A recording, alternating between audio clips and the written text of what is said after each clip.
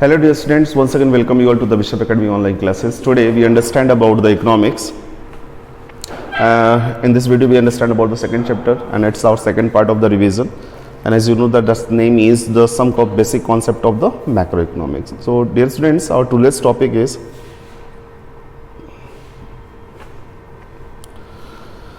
concept and the components of investment, and then after we understand about the stock and flow of income. So first of all we understand concept and components of investment. थोड़ा सा ये numerically मैंने आपको बताया भी था class में कि हमारा जो इन्वेस्टमेंट होता है पहले तो इसको समझना होता है कि हमारा इन्वेस्टमेंट होता क्या है. तो investment refers to the increase in the stock of capital. बड़े सिंपल से लैंग्वेज में आपने यहाँ पे देखा कि इन्वेस्टमेंट जो होता है वो क्या होता है, स्टॉक ऑफ कैपिटल जो हमारा होता है उसको इंक्रीज. यानी आपको पता भी हम लोग पढ़ रहे थे लास्ट वीडियो में कि हमारे पास कैपिटल होता है, ठीक है, कैपिटल गुड्स होते हैं. तो उनमें अगर कहीं जो प्लांट एंड मशीनरी वगैरह है उनमें अगर कहीं हम कोई इंक्रीजिंग करते हैं तो वो क्या कहलाता है हमारे लिए, इन्वेस्टमेंट कहलाता है. दैट्स मीन व्हाट, इसका फार्मूला जो होता है investment is equal to delta K. Delta K और के की बात करें कैपिटल स्टॉक की बात करते हैं और डेल्टा के की बात करते हैं तो चेंज इन कैपिटल स्टॉक की बात करते हैं. इसमें क्या बदलाव हो रहा है. अभी हमारे पास 1 लाख रुपए का मशीनरी था, अभी 2 लाख रुपए की मशीनरी, तो 1 लाख रुपए का चेंजेस आया, वो इसको रिप्रेजेंट करता है. The changes in the stock of capital is called capital formation. ये जो बदलाव होता है इन स्टॉक कैपिटल स्टॉक में जो चेंजेस आते हैं वो चेंजेस क्या कहलाते हैं, कैपिटल फॉर्मेशन कहलाता है. और इसको हम accordingly investment is also defined as a capital formation. Investment को भी हम कैपिटल फॉर्मेशन के रूप से ही देखने का काम करते हैं. अब यहाँ investment refers to the capital formation और process that increase the stock of capital. ये कैपिटल फॉर्मेशन यानी कि एसेट्स को जनरेट करने का एक वे ऑफ मीडियम है या फिर वो प्रोसेस है जिसके थ्रू हमारा कैपिटल स्टॉक क्या होता है, इंक्रीज करता है. अब ये किस तरीके का होता है, कहता है fixed investment and inventory investment दो तरीके के होते हैं. फिक्स्ड इन्वेस्टमेंट क्या होता है, जब हम फिक्स्ड इन्वेस्टमेंट की बात करते हैं तो fixed investment refers to the increase in the stock of the fixed assets. ठीक है, जो हमारे पास फिक्स्ड एसेट्स जैसे मशीनरी वगैरह हुआ, प्लांट हुआ, उनमें अगर कहीं बदलाव आता है एक अकाउंटिंग ईयर में तो वो हमारा फिक्स्ड इन्वेस्टमेंट कहलाता है. लेकिन अगर इसके साथ हम बात करें फिक्स्ड इन्वेस्टमेंट को दूसरे वर्ड्स में या फार्मूले के बेसिस पे, तो stock of the fixed assets with the process at the end of the accounting year minus stock of the fixed assets with the process at the beginning of the accounting year. शुरुआत में क्या था और and में क्या था, हमने शुरू किसके साथ किया था और क्लोज किसके साथ कर रहे हैं, स्टॉक्स में या इन्वेस्टमेंट के रूप में. तो उन दोनों के बीच का जो डिफरेंसेस होता है वो हमारे फिक्स्ड इन्वेस्टमेंट को रिप्रेजेंट करता है. यानी यूं कह सकते हैं कि increase in the stock of the fixed assets with the producer during an accounting year is known as a fixed investment. अब इन्वेंट्री इन्वेस्टमेंट क्या होता है, तो फिक्स्ड इन्वेस्टमेंट में हमने मशीनरी को बढ़ाने का काम किया, तो इन्वेंट्री इन्वेस्टमेंट में हमारे पास उन गुड्स की बात होगी जो अनसोल्ड होती हैं. नॉर्मली कहता है at a point of a time producer hold the stock of finished goods. एक निश्चित समय पे क्या होता है, जो प्रोड्यूसर होता है उसके पास क्या होता है, फिनिश्ड गुड्स का, ऐसे गुड्स जो रेडी होते हैं यूज के लिए, उनका कुछ स्टॉक होता है. और कुछ ऐसे भी गुड्स होते हैं that are not ready for use, जिसे हम सेमी फिनिश्ड गुड्स कहते हैं. और कुछ रॉ मटेरियल भी होते हैं. इनका जो अपना स्टॉक होता है, नॉर्मली इनका जो वैल्यूएशन होता है, इससे जो किए जाने वाला इन्वेस्टमेंट होता है वो क्या कहलाता है, इन्वेंट्री स्टॉक कहलाता है. और साथ साथ का change in inventory stock during the year is called inventory investment of the producer. तो ओवरऑल सिंपल से वर्ड समझ लीजिए कि जो प्रोड्यूसर होता है पर्टिकुलर पीरियड ऑफ टाइम पे क्या होता है, उसके पास कुछ फिनिश गुड्स होते हैं, कुछ सेमी फिनिश गुड्स होते हैं, कुछ रॉ मटेरियल पड़े होते हैं.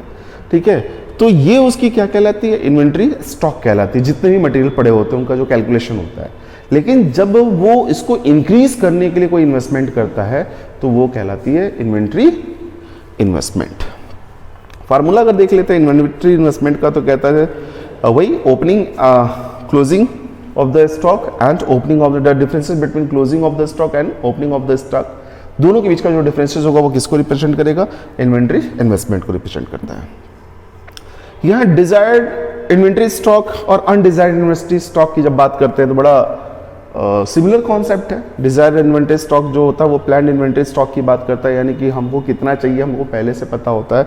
और अनडिजायर इन्वेंटरी स्टॉक जो होता है वो अनप्लान्ड इन्वेंटरी स्टॉक को रिप्रेजेंट करता है, यानी क्लियरिफाई नहीं होता है। जो हमारे पास बच जाता है वो हमारा अपना इन्वेंटरी स्टॉक होता है, लेकिन जो हमको पता होता है कि कम से कम इतना हमारा इस बार बिक जाएगा, इतना रह जाएगा। तो जितना बिक जाएगा, जो बिक जाता है, उसके बाद जो रह जाता है, जो हमको पता होता है, वो हमारा डिजायर्ड इन्वेंटरी स्टॉक को रिप्रेजेंट करता है। और यही चीज जब हम क्लियरिफाई नहीं होते हैं तो अनडिजायर्ड इन्वेंटरी स्टॉक की बात करता है। अब बात करते हैं ग्रॉस इन्वेस्टमेंट, नेट इन्वेस्टमेंट और उनके कॉन्सेप्ट के बारे में।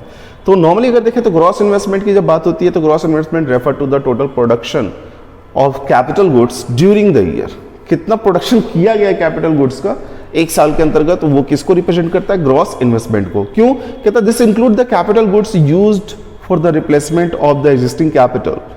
ठीक है, कहता है कि ये इसमें उन गुड्स को रखा जाता है जो नॉर्मली रिप्लेसमेंट के लिए यूज किए जाते हैं एग्जिस्टिंग कैपिटल स्टॉक के रूप में। और ये भी कहता है and the capital goods used as a net addition to the existing capital. और वो गुड्स जो क्या कर रहे हैं, जो कैपिटल को बढ़ाने का काम कर रहे हैं, एक तो रिप्लेसमेंट के पॉइंट ऑफ व्यू से और कुछ बढ़ाने का काम कर रहे हैं। इन दोनों तरीके के जो स्टॉक होते हैं कैपिटल वाले, उनको इसमें इंट्रोड्यूस करने का काम किया जाता है। The capital goods use for the replacement for the existing capital stock is refers to a depreciation.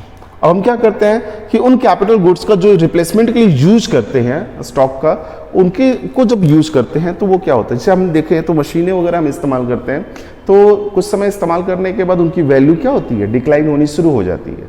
और डिक्लाइन होनी शुरू पे तो हम फिर क्या करते हैं, उसको बेच के नई मशीन, लेकिन जो वैल्यू पे हमने खरीदा होता है और जिस वैल्यू पे बेचते हैं तो उस कंडीशन में क्या होता है, उनकी वैल्यू जो कम हुई होती है वो डेप्रिसिएशन कहलाता है। Decreasing in the value of assets is known as a depreciation. फिर यहां कहता है capital goods used as a net addition to existing the capital stock is called net investment. अब कहता है कि नेट एडिशन कितना जोड़ा गया है, डेप्रिसिएशन को रिमूव करने के बाद जो भी मशीनें हम जोड़ते हैं, जो भी अमाउंट उसमें इंक्लूड कर रहे हैं इन्वेस्टमेंट के पॉइंट ऑफ व्यू से, बढ़ाने के पॉइंट ऑफ व्यू से, वो क्या कहलाता है, हमारा नेट इन्वेस्टमेंट कहलाता है। एक फार्मूला देख लिए तो नॉर्मली हमारा क्या जनरेट होता है, gross investment is equal to net investment minus depreciation. और दूसरे की अगर बात करें तो net investment is equal to gross investment minus depreciation. Gross investment की अगर बात करें तो डेप्रिसिएशन को रिप्लेसमेंट इन्वेस्टमेंट भी कहा जाता है, और यहां पे भी वही चीज लिखा हुआ है, दूसरे वाले में भी रिप्लेसमेंट इन्वेस्टमेंट। सो यहां पे फार्मूले की अगर बात कर लें फिर से एक बार, तो gross investment is equal to net investment plus depreciation. ठीक है, ये फार्मूला है किसको फाइंड आउट करने का, ग्रॉस में हमने क्या इन्वेस्टमेंट किया उसमें डेप्रिसिएशन को ऐड कर देंगे तो ग्रॉस इन्वेस्टमेंट आ जाएगा, और वही डेप्रिसिएशन नेट इन्वेस्टमेंट में से क्या, ग्रॉस इन्वेस्टमेंट में से माइनस कर देंगे तो नेट इन्वेस्टमेंट हमारे सामने आ जाता है। यहां कुछ डिफरेंसेस देख लिया जाए ग्रॉस इन्वेस्टमेंट और नेट इन्वेस्टमेंट में। तो ग्रॉस इन्वेस्टमेंट की जब बात होती है तो कहता है it's include the expenditure by the producer on the purchase of new assets as well as expenditure on the replacement of the existing assets on during an accounting year। कहता है कि ग्रॉस इन्वेस्टमेंट की अगर बात करें तो एक producer क्या करता है, अपने ओल्ड एसेट्स या एसेट्स को हटा के उसकी जगह पे जब कोई नया लेके आता है तो उसकी एवोल्यूशन की बात करता है, और साथ ही साथ कुछ नया इन्वेस्टमेंट करता है, नया एसेट्स इंक्लूड करता है तो उसके इन्वेस्टमेंट की बात करता है। वहीं भी हम जब नेट इन्वेस्टमेंट की बात करें तो जो डेप्रिशिएटेड वैल्यू होता है उसको रिमूव करने के बाद जो वैल्यूज बचती है ग्रॉस इन्वेस्टमेंट में से, तो वो हमारी नेट इन्वेस्टमेंट को रिप्रेजेंट करती है। It's include the expenditure by the producer on the purchase of a new assets only, morely specially that does not include the expenditure by the replace producers on the replacement of existing assets. तो यहां साफ साफ कहता है कि जो नया रखा जाता है, नया ऐड किया जाता है, उसको इसमें जोड़ा जाता है। इसमें स्पेशली उस चीज को इंक्लूड नहीं किया जाता है जो रिप्लेसमेंट के पॉइंट ऑफ व्यू पे देखा जाता है, यानी कि हम क्या करते हैं, डेप्रिसिएशन को माइनस कर देते हैं। अब आता है कॉन्सेप्ट ऑफ डेप्रिसिएशन। तो मैंने आपको बताया कि ये डेप्रिसिएशन होता रहता क्या है कि decreasing the value of assets, और ये एसेट डिक्रीज कब होते हैं, नॉर्मल वियर एंड टीयर या एक्सीडेंटल डैमेज की वजह से ये क्या होता है, उनकी वैल्यू डिक्लाइन होने का काम करती है। नॉर्मली अगर देखें तो इसमें 3 कैटेगरीज आती है जिसकी वजह से डेप्रिशिएट होता है कोई भी एसेट का वैल्यू। उसमें नॉर्मल वियर एंड टीयर आता है, एक्सीडेंटल डैमेज आता है, और एक्सपेक्टेड आइसोलेशंस की बात करें जो कहते हैं कि समय पे उसे लगातार इस्तेमाल करने वाले की वजह से, और या फिर किसी स्पेसिफिक सिचुएशन में उसको यूज़ न कर पाने की वजह से भी उसकी वैल्यू में डिक्लाइनिंग आती है। तो हम लोग बात करते हैं एक्सपेक्टेड एंड अनएक्सपेक्टेड ऑसिलेशंस की बात करते हैं। तो इसमें कहता है refers to the falls in the value of the fixed assets due to the change in the technology and change in demand. तो ये एक्सपेक्टेड होता है क्योंकि टेक्नोलॉजी में बदलाव आते रहते हैं और डिमांड में भी इसकी वजह से चेंजेस आते रहते हैं। और अनएक्सपेक्टेड में होता है किसी नेचुरल कॉजेस की वजह से या क्लाइमेट्स में आने वाले चेंजेस की वजह से किसी भी स्टॉक या किसी भी गुड्स की डिमांड का डिक्लाइन हो जाना, वो अनएक्सपेक्टेड कहलाता है। It is a part of the depreciation, ये डेप्रिसिएशन का पार्ट होता है, लेकिन ये डेप्रिसिएशन का पार्ट नहीं होता है, ये कैपिटल लॉस होता है। क्योंकि मान लीजिए हमने बहुत सारे स्टॉक्स को बना लिए और फ्लड आ गया तो हमारे स्टॉक्स डिस्ट्रीब्यूट ही नहीं हो पाए, बिक ही नहीं पाए, तो वो हमारा क्या हुआ, कैपिटल लॉस हुआ, न कि हमारा डेप्रिसिएशन हुआ। अब बात कर लेते हैं consumption of a fix capital and capital loss की। तो थोड़ा सा डिफरेंसेस होता है। कंजप्शन ऑफ फिक्स कैपिटल मतलब कंजप्शन को मतलब फिक्स कैपिटल को यूज करने की बात करता है। It refers to the loss of the value of the fix assets while these are being continuously used in the process of production. यानी जब हम बात करते हैं कंजप्शन ऑफ फिक्स कैपिटल की, तो ये कहता है कि जब मशीनें इस्तेमाल हो रही हैं उस समय जो उसकी वैल्यू में डिक्लाइनिंग आ रही है वो क्या कहलाता है, कंजप्शन ऑफ फिक्स कैपिटल। लेकिन जब लॉस की बात करेंगे तो ये कहता है it's refer to the loss of the value of the fix assets while these are not in use. यानी कि हम रखे अगर किसी चीज को रखे हुए हैं, इसका इस्तेमाल नहीं कर रहे हैं, तो वो हमारा क्या है, लॉस ऑफ कैपिटल है। फिर कहता है it is less due to normal wear and tears accidental damage and expected. तो नॉर्मली अगर देखें तो ये नॉर्मल वियर एंड टीयर्स की में ही थोड़ा सा इसका लॉस होता है, लेकिन ये थोड़ा सा नेचुरल कॉजेज व क्लाइमेट की वजह से ही होता है इसका लॉस। यानी कि कैपिटल लॉस होता है वो नेचुरल क्लाइमेट नेचुरल कॉजेज होती है ज़्यादातर उसमें, चाहे वो फ्लड हो जाए, अर्थक्वेक हो जाए और फायर वगैरह हो जाए, तो ये जो रीजंस होती हैं जिसकी वजह से वो लॉस होता है। लेकिन इसमें यूज़ की वजह से होता है, यानी कि कंजप्शन ऑफ फिक्स कैपिटल में जो यूजेस होते हैं उसकी वजह से इसमें लॉसेस होते हैं।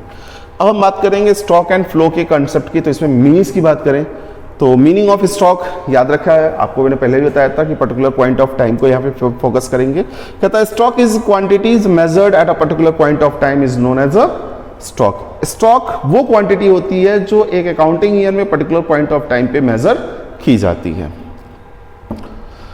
अब मीनिंग ऑफ फ्लो की बात करें तो यहां आपको पहले समझना होगा, स्टॉक तो आप क्लेरिफाई कर पाएंगे। फ्लो में मैंने आपको बताया था period of specific period of time, एक पीरियड जैसे मान लीजिए क्या है, सुबह से लेकर शाम तक एक पीरियड हुआ, 10 बजे से 12 बजे तक पीरियड हुआ, एक महीने का पीरियड हुआ, एक साल का पीरियड हुआ, जनवरी फरवरी मार्च, ये सारी पीरियड ही हैं। तो नॉर्मली कहता है it's flow is a quantity measured over a specified period of a time that is known as a what, flow.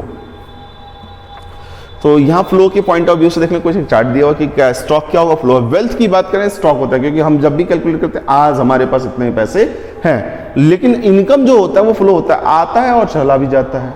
दूसरी चीज लेबर फोर्स की बात करें तो हमारे पास कितने लोग काम करने के लिए तैयार हैं, वो स्टॉक है हमारे पास। लेकिन एग्जैक्टली जो एक्सपेंडिचर ऑन मनी होता है, पैसे का जो खर्च होता है, वो क्या होता है, फ्लो होता है। कैपिटल की बात करें तो वो हमारा स्टॉक होता है, क्योंकि 10 लाख रुपए की मशीनरी हमारे पास है, वो स्टॉक है, स्टेबल है।